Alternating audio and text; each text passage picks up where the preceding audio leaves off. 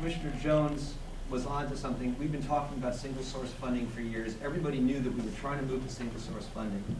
And there was a certain cost associated with that. So if you just boil it down, we're talking about this big 145 million figure, and probably all of that won't get spent. But of that 145 million, about 60 or so is because of declining enrollment that had been happening for years and was going to be happening with or without merger. So to answer Commissioner Brooks's question, that's not merger related. Another 60 or so is because of the loss of the MCS contribution. But again, as Commissioner Jones says, we've been going to single source funding for years. We always knew that that was going to be a cost. In fact, one of the arguments was it was a more fair thing to do to have the city of Memphis ramp down on that contribution while the county ramped up, because it made more sense to distribute that cost among all county taxpayers, because we're supposed to have a county-wide education system. So that's not merger related either.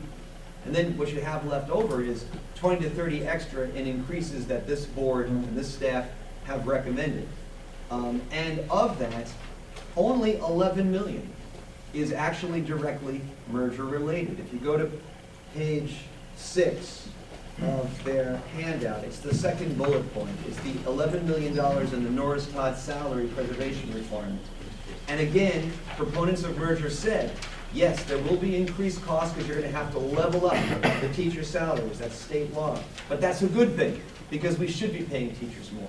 So this idea of this huge disconnect between what merger proponents said and the reality now is a myth. It's just not there. The numbers are there. If you take a look at page 11 and page 6 of this handout, you'll see that's the case.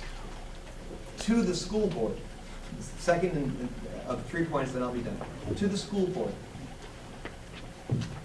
The mayor talked about this divide between Commissioner Bunker and Commissioner Warren, and it definitely exists. But I'm here to tell you that I think there's probably a majority of the county commission who are not quite as far over on the Commissioner Bunker side of the ideological divide, and might very well be willing to increase taxes a certain amount to pay for these very real needs, including the needs from declining enrollment that would have happened with or without merger. But I also think that there might be a sense, at least among some of us, that in order to do that, you kind of need to meet us halfway. You know, like, for example, the school closings. The TPC recommended, 23 or 21 or something. The administration itself recommended 18. You came up with 5. Could it possibly be that number could be somewhat higher than 5? I understand Commissioner Warren's concerns about effects on neighborhoods, but really, does it have to be that low? Could you not come up a little bit?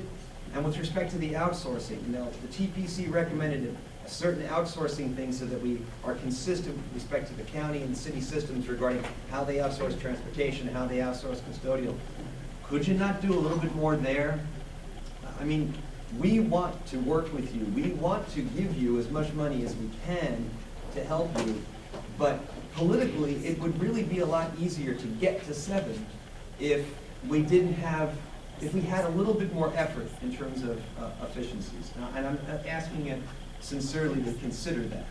And that kind of goes back to my question earlier. It can't just be the old model of County Commission, you can't get in our business, you can't look at particular items in the budget. You have to just give us a flat figure, yes or no, what's the total amount of dollars? I think in order for this to work, there has to be a dialogue, kind of like what the mayor suggested, between our body and yours about specific things and which investments make sense and which efficiencies make sense. And if you're open to that, I think it'll work. If you're not open to it, I don't think this process will work. And then the final thing I wanted to mention, and then I'll be quiet. The mayor made a good point about how he's the mayor of the entire county, and he's got to look out for both the city school system and the county school system. And I hope that's right, and I'll just take this opportunity to urge the mayor, if it turns out that Nashville is in fact considering legislation that would take away from this local body control over school buildings, as has been talked about, then we already have an agreement in place between the county commission and the Unified School Board regarding the buildings that was designed to prevent that kind of interference.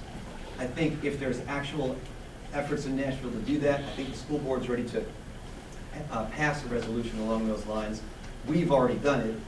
I would just urge you to be ready to sign it and signed it promptly and make it effective to prevent that unwarranted interference by Nashville with control over our buildings, which will only exacerbate the very real fiscal challenges that we have.